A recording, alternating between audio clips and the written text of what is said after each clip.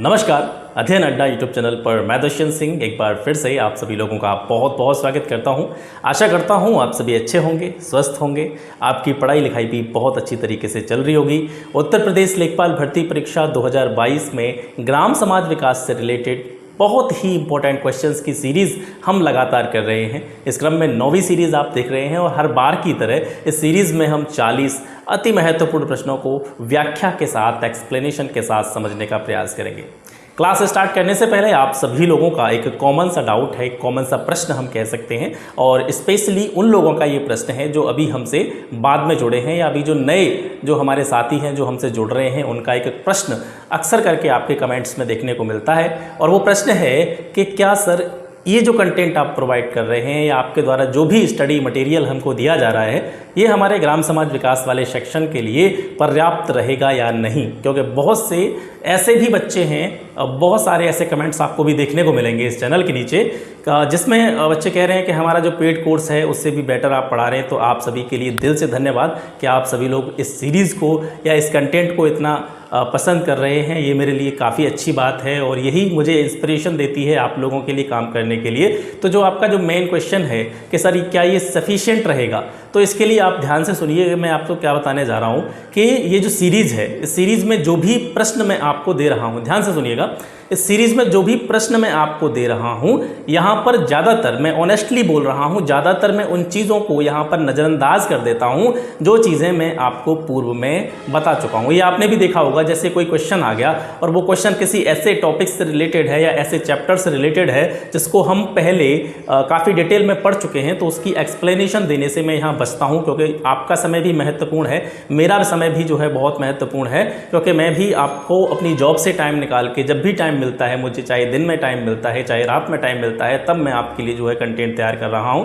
तो सीधी सी रूप में एक बात मैं आपसे कह देना चाहता हूं कि अगर आपने क्लासेस देखी हैं, बहुत बड़ी बड़ी क्लासेस नहीं हैं, बहुत छोटी छोटी चीज़ें हैं, बहुत कम टाइम में मैंने ज़्यादा मटेरियल आपको देने का प्रयास किया है। अब भी समय है, अगर आप उसको एक दो बार देख लेंगे और उसके बाद में ये सीरीज़ लगा देंगे, तो उसके बाद में मैं 100% गारंटी के साथ कह सकता हूं कि इसके अलावा आपको मार्केट की किसी भी बुक को पढ़ने की ज़रूरत नहीं है। ठीक है, ये मेरा पहला प्रयास है यूट्यूब पर। मैं अभी नया नया हूं, मैं ये नहीं कह रहा मुझे बहुत ज़्यादा एक्सपीरियंस है यूट्यूब पर काम करने का, लेकिन पढ़ाने का अनुभव थोड़ा सा ज़रूर है और मैं उस अपने अनुभव का ही इस्तेमाल कर रहा हूँ। और मैं नहीं चाहूँगा कि मेरा नाम खराब हो या आप लोगों के साथ किसी भी प्रकार का विश्वासघात करूँ या आप लोगों के साथ किसी भी प्रकार का मैं धोखा करूं, या आप लोगों के एग्ज़ाम के दृष्टिकोण से मैं किसी भी तरह की ऐसा कंटेंट आपको प्रोवाइड करूं जो आपका बिल्कुल काम का नहीं हो, फिजूल का चीज़ें हों।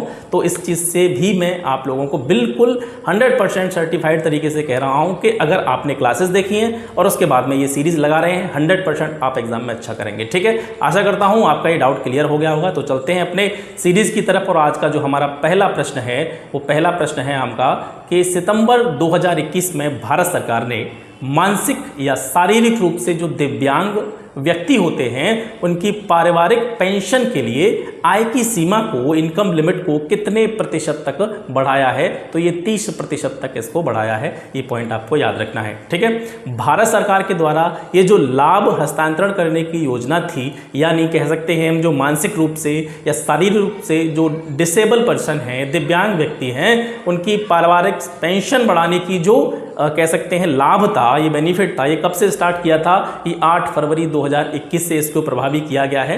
ऐसे परिवार इस पारिवारिक पेंशन के पात्र होंगे जो परिवार पेंशन के अलावा अन्य सोर्सेज से, जिनकी टोटल मंथली इनकम जो है महंगाई भत्ते के साथ में 9,000 से ज़्यादा नहीं है, 9,000 से कम है जिनकी इनकम वो, और दिव्यांग पर्सन है उनको 30% जो है उनकी जो पारिवारिक पेंशन है वो बढ़ाने का निर्णय सरकार के द्वारा लिया गया है। ठीक है, आगे चलते हैं नेक्स्ट क्वेश्चन की तरफ। सामाजिक न्याय और अधिकारिता मंत्रालय ने किस नाम से वरिष्ठ नागरिकों के लिए भारत की प्रथम अखिल भारतीय हेल्पलाइन स्टार्ट की? ठीक है, सामाजिक न्याय और अधिकारिता मंत्रालय। जब भी प्रश्न आया करे इस तरीके का किसी पॉलिसी से रिलेटेड या किसी योजना से रिलेटेड, तो आपको उसमें एक चीज़ और विशेष रूप से याद रखनी है कि जो योजना है, कोई भी पार्टिकुलर पॉलिसी है, वो किस मिनिस्ट्री के द्वारा जारी की गई है या किस मिनिस्ट्री के द्वारा उसको लागू किया गया है। ठीक है, तो सामाजिक न्याय और अधिकारिता मंत्रालय मंत्रालय ने वरिष्ठ नागरिकों के लिए भारत की प्रथम अखिल भारतीय हेल्पलाइन शुरू की है, तो उसका नाम क्या है, उस हेल्पलाइन का नाम क्या है? तो उस हेल्पलाइन का नाम है एल्डर लाइन, और इसके लिए जो टोल फ्री नंबर निर्धारित किया गया है वो है 14567। ठीक है, ये एल्डर लाइन का क्या है, टोल फ्री नंबर है। लाइन के तकनीकी भागीदार मतलब टेक्निकल रूप से इस पूरी एल्डर लाइन मतलब जो भी हेल्पलाइन है ये जो है किसके द्वारा इसको संचालित किया जा रहा है? तो ये है टाटा ट्रस्ट और एनएसई फाउंडेशन। ठीक है, इसके ये क्या हैं, भागीदार हैं, सहयोगी हैं। इन्हीं के माध्यम से इस एल्डर लाइन जो पोर्टल है इसको प्रभावी रूप से संचालित किया जा रहा है। तीसरा प्रश्न है अनुसूची के तहत, ठीक है, किस अनुसूची के तहत अनुसूचित क्षेत्रों, अनुसूचित जनजातियों का जो प्रशासन होता है या उनकी कंट्रोलिंग होती है उसके प्रावधान किए गए? कौन सी अनुसूची में किए गए? ठीक है, सीधा सा प्रश्न है कि किस अनुसूची में जो अनुसूचित क्षेत्र होते हैं या अनुसूचित जनजाति क्षेत्र होते हैं उनके प्रशासन और नियंत्रण के प्रावधान किए गए हैं? तो संविधान की 5वीं अनुसूची में इस प्रकार के प्रावधान किए गए हैं। ठीक है सॉरी, संविधान की 5वीं अनुसूची में अनुसूचित जातियों जनजातियों के प्रशासन और नियंत्रण का प्रावधान है। 6वीं अनुसूची में क्या है? 6वीं अनुसूची में असम, मेघालय, त्रिपुरा, मिजोरम इनकी जो जनजातियां हैं उनके बारे में उपबंध बनाए जाने का जिक्र किया गया है। 4थी अनुसूची की अगर हम बात करते हैं तो 4थी अनुसूची में राज्यसभा की सीटों के आवंटन का उपबंध किया गया है और 8वीं अनुसूची में 22 भाषाओं का जिक्र किया गया है। ठीक है, इतनी जानकारी आपको यहाँ से याद रखनी है। अगला प्रश्न है क्षय रोग को सुरक्षित, क्षय रोग से यानी जो टीबी होता है ट्यूबरकुलोसिस, क्षय रोग से बच्चों को सुरक्षित रखने के लिए कौन सा टीका दिया जाता है? तो बीसीजी का टीका दिया जाता है। अच्छा, बीसीजी का टीका आपको पता होगा लेकिन बहुत कम लोगों को इस बीसीजी की फुल फॉर्म पता होगी। तो बीसीजी की फुल फॉर्म जो होती है वो होती है आपकी बेसिलस कॉलमेट ग्यूरिन। ठीक है, बेसिलस कॉलमेट ग्यूरिन। बच्चों को इसके अलावा एक डीपीटी का टीका भी दिया जाता है, डीपीटी। ठीक है, तो डीपीटी का टीका किसके लिए दिया जाता है? डिप्थीरिया, काली खांसी और टेटनस रोग से प्रतिरक्षीकरण के लिए दिया जाता है। ठीक है, यानी जो तीनों रोग हैं इनसे जो हमारे बॉडी की प्रतिरक्षा तंत्र होता है, रोगों से लड़ने की क्षमता है, उसको मजबूत बनाने के लिए डीपीटी का टीका दिया जाता है। सुमेलन से रिलेटेड नेक्स्ट क्वेश्चन है। यहाँ पे भी जैसे कि मैं कहता हूँ जो भी सुमेलन से जुड़े हुए प्रश्न होते हैं मैं उनको इस तरीके से रखने का प्रयास करता हूँ कि क्या उसको मिलाने की जरूरत क्या है, वो सीधे सीधे रख दिए, आपको ये याद कर लेने हैं। ठीक है, तो गोविंद साहब जो मेला है, ऐसे बहुत सारे मेले हैं। यूपी स्पेशल अभी जैसे पढ़ेंगे, यूपी स्पेशल जो है थोड़ा सा लेट हुआ है, लेकिन आपको बिल्कुल भी परेशान होने की ज़रूरत इसलिए नहीं है क्योंकि यूपी स्पेशल इसलिए लेट हो रहा है कि उसके जो शुरुआती चैप्टर है, मैंने क्या बताया था, ज्योग्राफिकल बेस्ड जो चैप्टर हैं वो मैं ये कोशिश कर रहा हूँ कि किस तरीके से उनको आपको बेहतर से बेहतर समझाने की मैं कोशिश करूँ। ऐसा किस तरीके से मैं आपको इन चीज़ों को पढ़ाऊँ कि आपको चीज़ें समझ में आए। फैक्ट तो मैं आज भी अभी तुरंत जाके वीडियो बना दूंगा और आपको दे दूंगा फैक्ट सारे, तो उनसे कोई मतलब नहीं है। ठीक है, तो चीज़ों को मैं आपको इस तरीके से प्रेजेंट करने की कोशिश कर रहा हूँ कि चीज़ें आपको समझ में आए। तो 2-3 दिन का टाइम उसमें लग सकता है और मैं अगर जैसे आपके आश्वासन के लिए मैं कहूँ तो लगभग मैं कह सकता हूँ 25 तारीख से लेकर 28 तारीख के बीच तक, यानी 25 से लेकर के 28 तक ये जो यूपी स्पेशल वाला आपका पोर्शन है पूरा मैं समाप्त करा दूंगा। शुरुआत के चैप्टर जो हैं 1-2 चैप्टर जो शुरुआत में थोड़ी सी कह सकते हैं वो समझने वाली चीज़ें होती हैं उसमें, बाकी तो फैक्चुअल इन्फॉर्मेशन है पीछे की तरफ।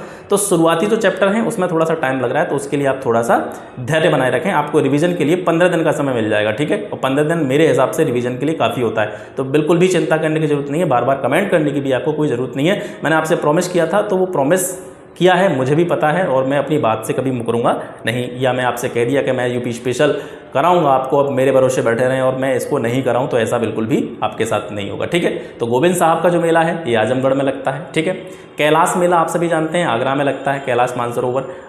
सैयद सालार मेला जो है ये बहराइच से रिलेटेड है और शाकंबरी देवी मेला जो है ये सहारनपुर से संबंधित है। ठीक है, नेक्स्ट क्वेश्चन है 6th क्वेश्चन आपका, फसल वर्ष 2020-21 के लिए खाद्यान्न उत्पादन के लिए निर्धारित लक्ष्य कितना रखा गया था? तो 301 मिलियन टन खाद्यान्न उत्पादन का लक्ष्य रखा गया था।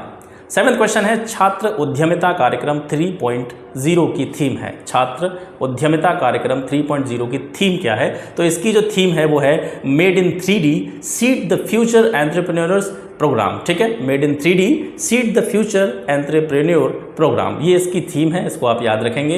इसके बारे में कुछ एडिशनल इन्फॉर्मेशन देख लेते हैं। भारत के सहयोग से अटल टिंकरिंग लैब ATL जिसको कहा जाता है, इसके जो युवा नव प्रवर्तक होते हैं, छात्र उद्यमिता कार्यक्रम 3.0 की शुरुआत उन्हीं के लिए की गई है। और ये कब की गई थी? 17 अगस्त 2021 को नीति आयोग के अटल इनोवेशन मिशन ने डिसॉल्ट सिस्टम फाउंडेशन के माध्यम से इसकी जो है शुरुआत करी है। ये चीज़ें आप यहाँ से याद रखेंगे। ठीक है, बड़ी गर्मी पड़ रही है, एक थोड़ा सा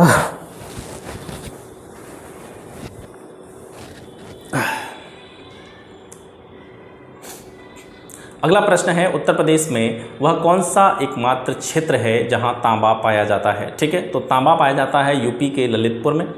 तांबा उत्तर प्रदेश के ललितपुर जिले के किस क्षेत्र में पाया जाता है? सोनराई क्षेत्र में। ललितपुर के किस क्षेत्र में? सोनराई क्षेत्र में पाया जाता है। तांबा जो होता है मुख्यतः आग्नेय और परतदार चट्टानों में परतों के रूप में मिलता है, लेयर्स के रूप में मिलता है।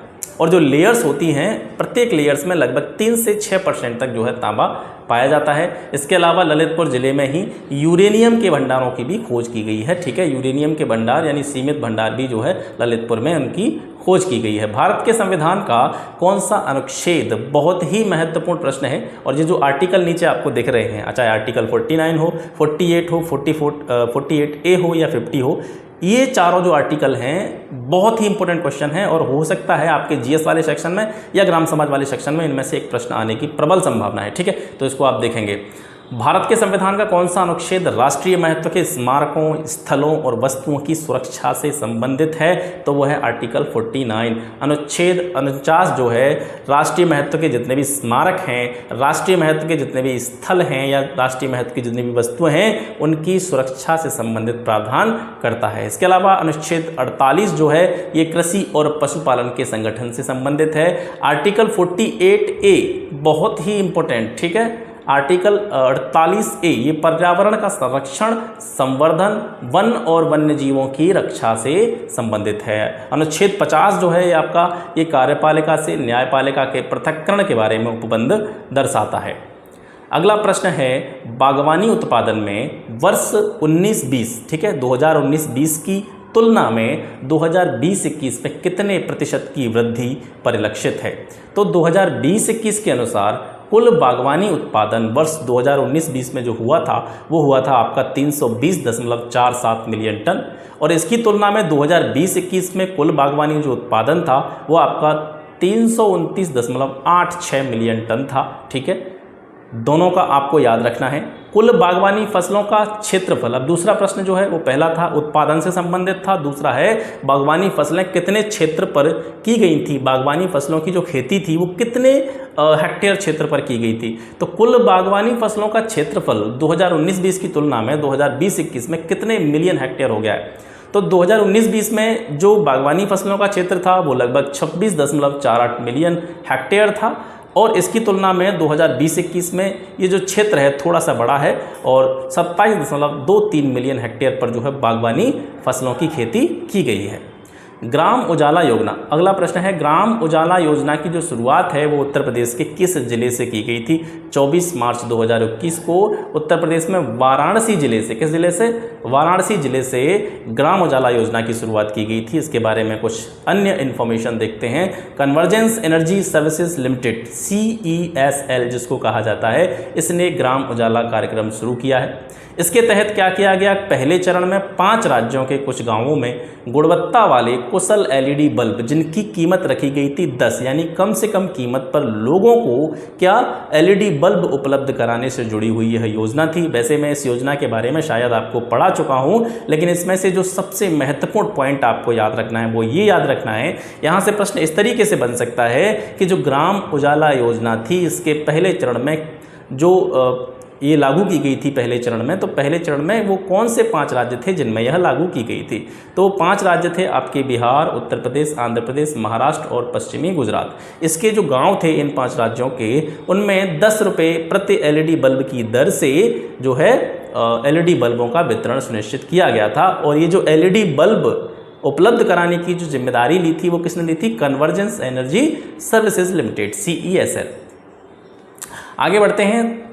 13वां प्रश्न है, देश का पहला फ्रेट विलेज, देश का पहला फ्रेट विलेज कहाँ पे स्थापित किया जा रहा है? तो ये वाराणसी में स्थापित किया जा रहा है। ठीक है, अब इसके बारे में कुछ अतिरिक्त जानकारी देखते हैं कि जहाजरानी मंत्रालय जो कि शिपिंग मिनिस्ट्री होती है, उसने गंगा नदी पर अंतर्देशीय जलमार्ग टर्मिनल के समीप वाराणसी में 156 करोड़ रुपए की लागत से एक फ्रेट विलेज विकसित करने के प्रस्ताव को मंजूरी दी है। ठीक है। फ्रेट विलेज की जो भूमि होगी उसका जो मालिक होगा वो कौन होगा? IWAI, ठीक है। ये क्या है? Inland waterways authority of India. IWAI के फुल फॉर्म क्या है? Inland waterways authority of India.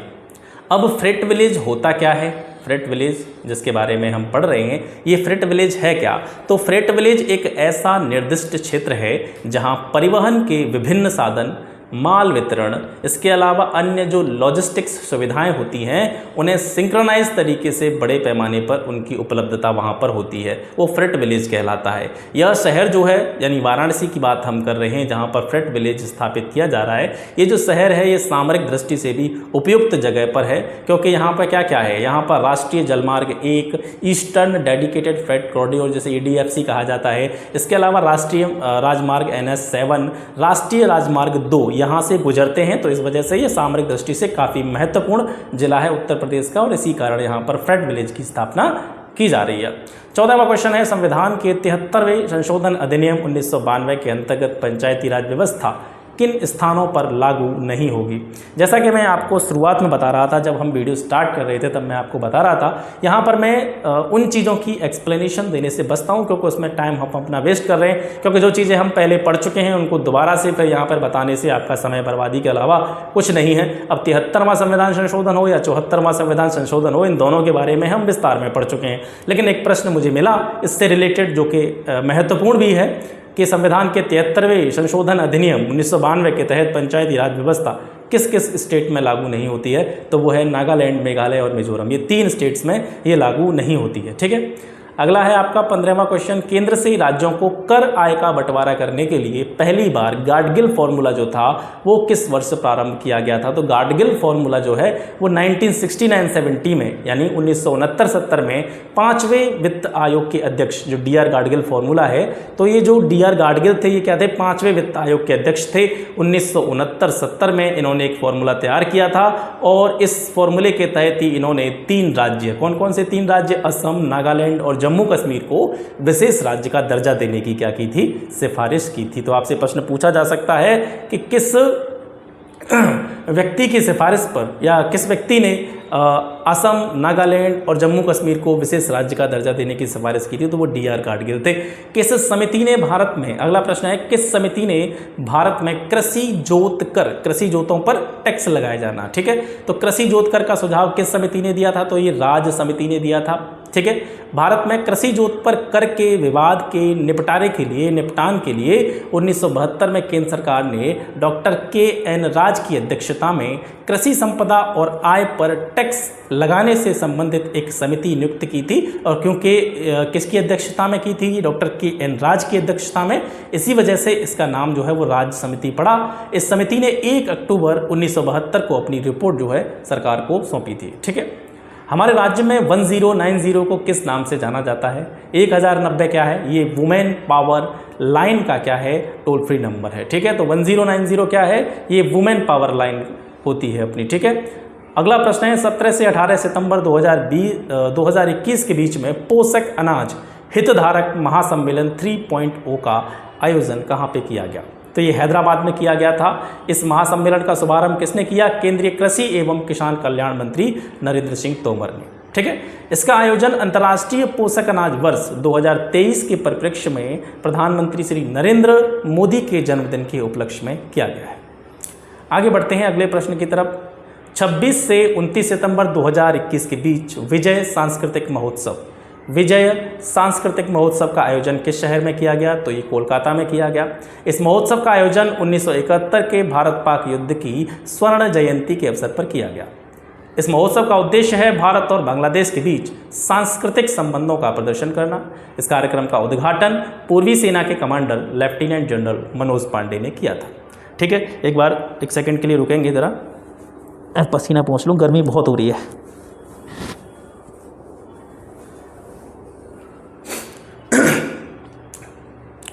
आगे है 20 क्वेश्चन आपका 20वां।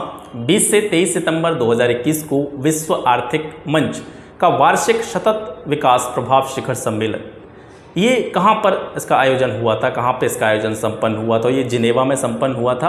आपसे पूछा जा सकता है कि 2021 में जो वार्षिक सतत विकास प्रभाव शिखर सम्मेलन था, इसका जो थीम था, विषय था, वो क्या था? तो इसका जो थीम था वो था shaping equitable, inclusive and sustainable recovery. ठीक है, इस आयोजन में समावेशी रूप से पुनर्जीवित अर्थव्यवस्थाओं पर जोर दिया गया।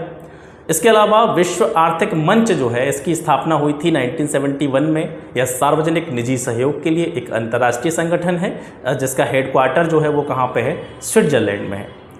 किस उत्पाद को हरा सोना कहा जाता है? ग्रीन गोल्ड कहा जाता है, हरित स्वर्ण कहा जाता है। तो ये देखिए, इसमें थोड़ी सी कन्फ्यूजन होती है। वैसे कई जगह पर हमने देखा है कि हरित स्वर्ण जो है वो बांस को भी कहा जाता है, कई जगह पर हमने पढ़ा है हरित स्वर्ण चाय को भी कहा जाता है। ठीक है, तो ये दोनों चीज़ें आप यहाँ से याद रखेंगे, जो ऑप्शन में आए वो टिक कर लेना। किस उत्पाद को हरित स्वर्ण कहा जाता है? बांस और चाय दोनों को ही हरित स्वर्ण की या हरे सोने के रूप में जाना जाता है। वर्ष 1965 में किस कृषि उपज के लिए न्यूनतम समर्थन मूल्य, ठीक है, न्यूनतम समर्थन मूल्य को हम पहले बहुत विस्तार से पढ़ चुके हैं, तो कोई दिक्कत इसमें आपको आनी नहीं चाहिए। न्यूनतम समर्थन मूल्य MSP जिसको कहते हैं, मिनिमम सपोर्ट प्राइस, ये पहली बार किस फसल के लिए घोषित किया गया था? तो ये गेहूं के लिए घोषित किया गया था। इसके बारे में, इस पूरे आयोग के बारे में भी हमने विस्तार में पढ़ा है। इसका पहले नाम था कृषि मूल्य आयोग, बाद में यानी 1965 में इसकी जब स्थापना हुई थी तो ये कृषि मूल्य आयोग था। बाद में इसका जो नाम चेंज करके कृषि लागत एवं मूल्य आयोग किया गया था, CACP, जिसके बारे में हमने विस्तार में पढ़ा है।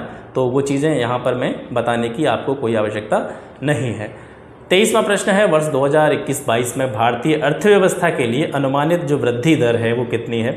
तो आर्थिक समीक्षा 2020-21 के अनुसार 2021-22 में इंडियन इकोनॉमी में 10 से 12% की तीव्र वृद्धि दर का अनुमान लगाया गया था। ठीक है, अगला प्रश्न है, मेयर का कार्यकाल कितना होता है? 74वें संविधान संशोधन के द्वारा आर्टिकल 243 के अनुसार मेयर का कार्यकाल प्रथम अधिवेशन की नियत तारीख से लेकर के 5 साल तक होता है, यदि प्रत्येक नगरपालिका तत्समय किसी विधि के अधीन पहले ही विघटित नहीं कर दी जाती है। यानी कोई नगरपालिका जो है, नगरपालिका का जो मेयर होता है, अगर नगरपालिका का कार्यकाल किसी भी कारणवश अगर समय से पहले उसको विघटित नहीं किया जाता है, तो जो मेयर रहता है वो उसका जो कार्यकाल रहेगा वो उसकी नियुक्ति जो तिथि होगी उसकी, वहाँ से लेकर के अगले 5 साल के लिए उसका होता है। ठीक है, बाकी का जो ये 74th कॉन्स्टिट्यूशनल अमेंडमेंट हो गया या 73rd हो गया, इनके बारे में भी हम डिटेल में पढ़ चुके हैं, तो कोई यहाँ पे ज़्यादा आपको गहराई में जाने की ज़रूरत नहीं है।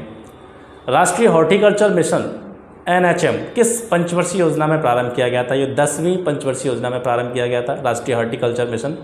बागवानी क्षेत्र के विकास राष्ट्रीय अर्थव्यवस्था में महत्वपूर्ण योगदान की संभावना को ध्यान में रखते हुए मई 2005 में सरकार ने कृषि के विविधीकरण, उच्च मूल्यवर्धन वाली बागवानी फसलों को उगाने के लिए, कृषकों को प्रोत्साहित करने के लिए, इसके साथ साथ जो हमारे फार्मर होते हैं उनकी आय को बढ़ाने के उद्देश्य से एक प्रमुख प्रयास के रूप में राष्ट्रीय बागवानी मिशन, नेशनल हॉर्टिकल्चर मिशन को प्रारंभ किया था। ठीक है, इसके बारे में भी हम डिटेल में पढ़ चुके हैं।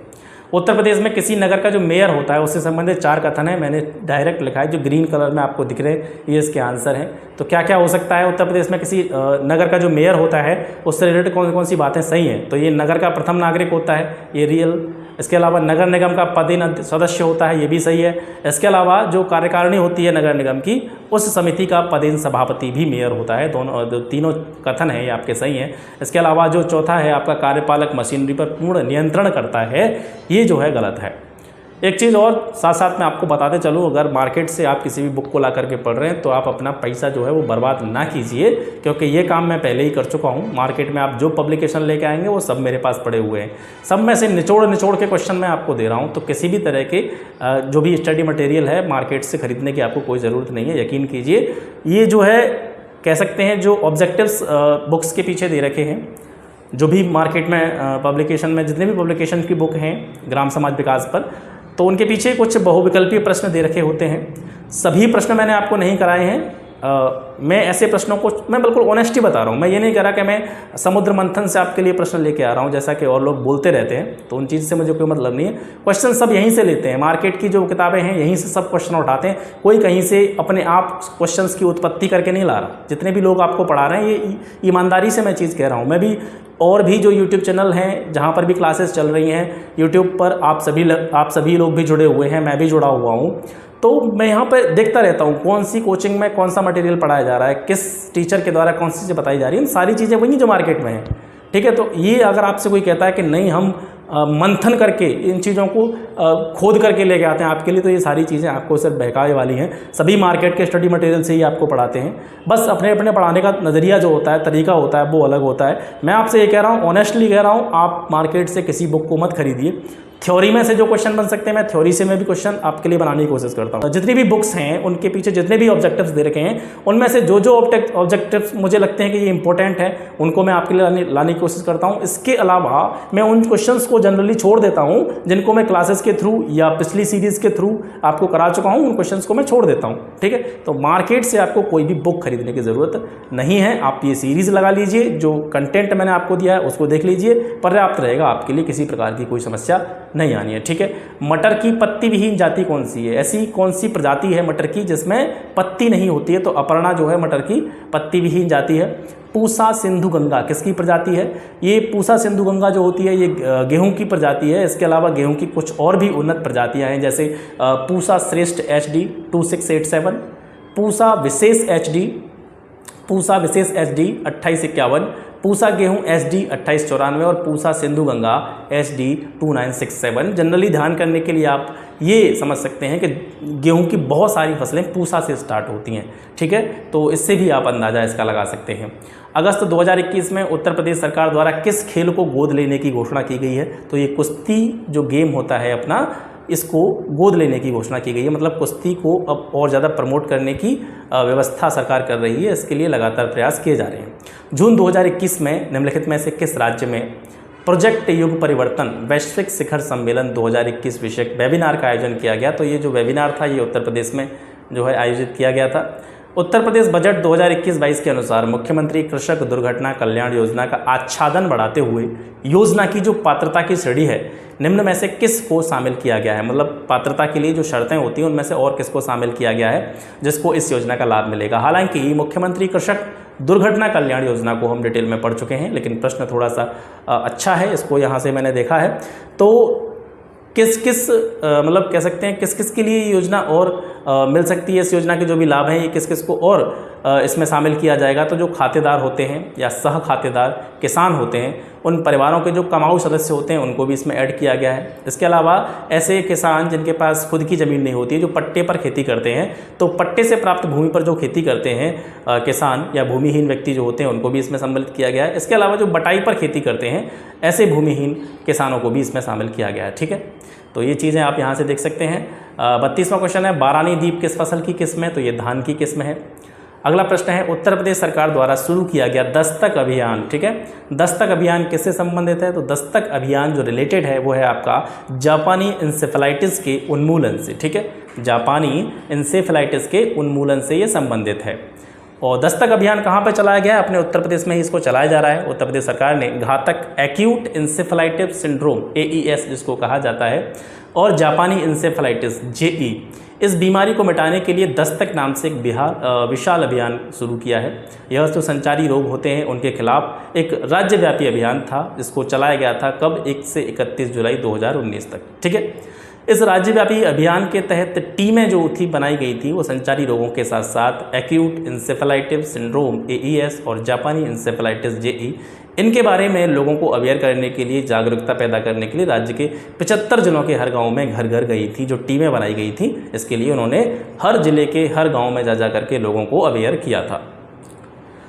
विजन 2024 इंडिया दस्तावेज किससे संबंधित है? तो ये आपका आर्थिक विकास से जुड़ा हुआ एक दस्तावेज है। ठीक है, और ये जो है किसके कह सकते हैं किसकी समीक्षा पर या किसकी सलाह पर इसको स्टार्ट किया गया था, विजन 2024 इंडिया? तो जी APJ अब्दुल कलाम जो हमारे भूतपूर्व राष्ट्रपति रहे थे, उनकी कह सकते हैं उनकी सोच को दर्शाता है। आगे है अगला प्रश्न अपना, सूचना प्रसारण मंत्रालय ने फेक न्यूज़ का मुकाबला करने के लिए online social media platform Telegram पर किस नाम से अकाउंट बनाया है? तो ये है आपका PIB फैक्ट चेक। ठीक है। संविधान के किस संशोधन अधिनियम ने मतदान की उम्र 21 से घटा करके 18 कर दी थी? तो वो था आपका 61वां संशोधन। ठीक है। 61वें संविधान संशोधन के द्वारा मतदान की जो उम्र थी, न्यूनतम सीमा जो उम्र की थी, उसको 21 से घटा करके 18 कर दिया गया था। ठीक है। और 61वां संशोधन जो हुआ था वो आपका 1989 में हुआ था। जो उम्र सीमा 21 से घटा करके 18 की गई थी, तो किस आर्टिकल में संशोधन किया गया था? ठीक है। तो अनुच्छेद 326 में संशोधन किया गया था, इसको भी आप देखेंगे। जो उम्र 21 से घटा करके 18 की गई थी मतदान की, तो उसमें किस आर्टिकल में अमेंडमेंट किया था, किस आर्टिकल में सुधार किया था? वो 326 था। इसके अलावा 73वें 74वें संविधान संशोधन आपको पता है, ये पंचायत द्वारा जो पंचायत और या जो नगर निकाय होते हैं उनको संवैधानिक दर्जा इनके द्वारा दिया गया था। इसके अलावा 86वां संविधान संशोधन जो कि 2002 में हुआ था, इसके द्वारा क्या किया गया था? जो शिक्षा का अधिकार है उसको मूल अधिकार की श्रेणी में रख दिया गया था, यानी आर्टिकल 21A में इसको शामिल कर लिया गया था। अगला प्रश्न है, गंगा वाराणसी किसकी प्रजाति है? तो ये आंवले की प्रजाति है गंगा वाराणसी। 38वां प्रश्न है, रिलायंस जो कंपनी है निम्नलिखित राज्यों में से किस एक में गैस आधारित ऊर्जा उत्पादन परियोजना लगाने जा रही है? तो उत्तर प्रदेश में ये लगाने जा रही है। निम्नलिखित में से कौन सा अम्लीय मृदा में सफलता से उगाया जा सकता है? खीरा, फली, तरबूज। तो तरबूज जो होता है इसको हम अम्लीय मृदा में भी, अम्लीय मिट्टी में भी इसको हम उगा सकते हैं। इससे जुड़ी हुई कुछ अन्य जानकारी देख लेते हैं। तरबूज की खेती के लिए जो मिट्टी का pH वैल्यू होना चाहिए वो 5.5 से लेकर के 7 तक होना चाहिए, 7 से कम। तो 7 से कम जो pH मान होगा तो वो अम्लीय चीज़ को दर्शाएगा। तो तरबूज की खेती सबसे बेटर तरीके से तभी होती है जब भूमि थोड़ी सी अम्लीय हो, तो उसमें तरबूज की खेती अच्छी होती है। ठीक है। बलुई मिट्टी वैसे जनरली इसके लिए उपयुक्त होती है, और अम्लीय मिट्टी में सबसे अधिक मात्रा में जो खेती की जाती है वो फसलों के और फसलें जो होती हैं उनकी अपेक्षा जो बागवानी फसलें होती हैं उनकी खेती अम्लीय मिट्टी में अच्छी तरीके से की जा सकती है। लास्ट क्वेश्चन आज का, जीरो डिफेक्ट और जीरो इफेक्ट, ये किसके महत्वपूर्ण या किस योजना से जुड़े हुए ये दो टर्मिनोलॉजी है, या किस योजना से जुड़े हुए ये शब्द हैं, जीरो डिफेक्ट और जीरो इफेक्ट? तो ये मेक इन इंडिया मिशन से जुड़े हुए बिंदु हैं, इनको आप याद रखेंगे। आपसे पूछा जा सकता है कि जीरो डिफेक्ट या जीरो इफेक्ट किससे संबंधित है? तो ये मेक इन इंडिया मिशन से संबंधित है। मेक इन इंडिया को हम डिटेल में पढ़ चुके हैं, तो इसमें कोई एक्सप्लेनेशन देने की ज़रूरत नहीं है। तो ये हो गया आज का सेशन। मैं आशा करता हूँ आज का सेशन आपको अच्छा लगा होगा।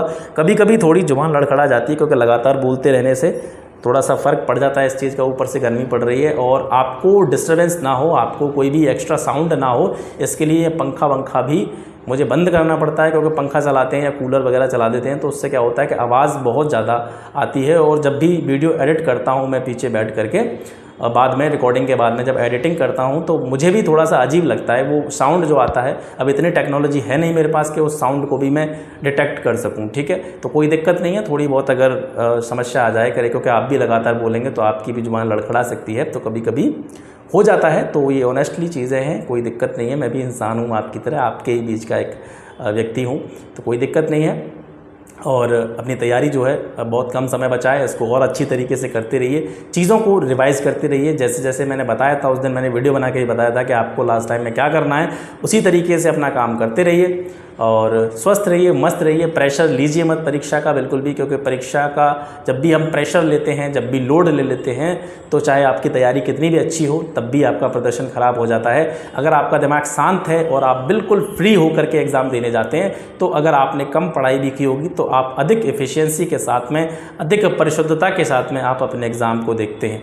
तो बिल्कुल भी लोड न लीजिए, प्रेशर मत लीजिए, और ये मत समझिए कि लेखपाल अगर नहीं हुआ, अगर लेखपाल नहीं हुआ, वैसे तो मैं एक्सपेक्ट कर रहा हूँ कि आप में से बहुत सारे लोग सिलेक्ट होंगे। अब मैं ये भी नहीं कह सकता कि सभी सिलेक्ट हों, ये कहीं ना कहीं नाइंसाफ़ी होगी, ऐसा नहीं कह सकते, क्योंकि सभी का सिलेक्शन नहीं होता है, कुछ ही लोगों का सिलेक्शन होता है। लेकिन मैं उम्मीद ये करूँगा कि ज़्यादा से ज़्यादा आप लोगों का सिलेक्शन हो, ज़्यादा से ज़्यादा लोग इस जॉब को लें। लेकिन अनफॉर्चुनेटली जैसे अभी बहुत सारे लोग शॉर्टलिस्ट नहीं हो पाए थे, तो बहुत ज़्यादा आपके कमेंट आने सर मेरा नहीं हुआ, मैं क्या करूं, मेरे तो लाइफ बर्बाद हो गई या मेरी तैयारी बेकार चली गई। तो तैयारी कभी किसी की बेकार नहीं जाती। आपने जो भी पढ़ा होगा आज तक वो कभी बेकार नहीं जाएगा। आज यूज़ में नहीं आ रहा है तो कल यूज़ में आएगा, ठीक है। कल नहीं आएगा तो परसों यूज़ में आएगा, लेकिन यूज़ में ज़रूर आएगा। तो ठीक है, किसी भी परीक्षा को आप ये मान करके तैयारी मत किया करिए कि ये जीवन है, इसके अलावा कुछ नहीं है। कोई भी चीज़, मैं बार बार आपसे कहता हूँ, आपकी लाइफ से बड़ी हुई कोई भी चीज़ नहीं होती है। ऐसी कोई परीक्षा नहीं है, ऐसा कोई एग्ज़ाम नहीं है, ऐसी कोई चीज़ नहीं है जो आपके जीवन से ज़्यादा बहुमूल्य हो। तो इसकी आपको बिल्कुल भी प्रेशर ना लेना चाहिए, बिल्कुल भी आपको टेंशन नहीं लेनी है, बिल्कुल फ्री माइंड के साथ में तैयारी करनी है, फ्री माइंड के साथ में एग्ज़ाम देना है। और यूपी स्पेशल के बारे में जैसा कि मैं कह सकूँ 25 तारीख मैं कोशिश करूंगा कि 25 तक हो जाए, लेकिन लास्ट 28 तक आपका जो यूपी स्पेशल वाला पोर्शन है मैं बिल्कुल कंप्लीट करा दूंगा। किसी भी तरह की आपको दिक्कत नहीं आनी है, ठीक है। तो फिर मिलते हैं आपसे एक नई वीडियो में एक नए टॉपिक के साथ में। तब तक के लिए नमस्कार, जय हिंद।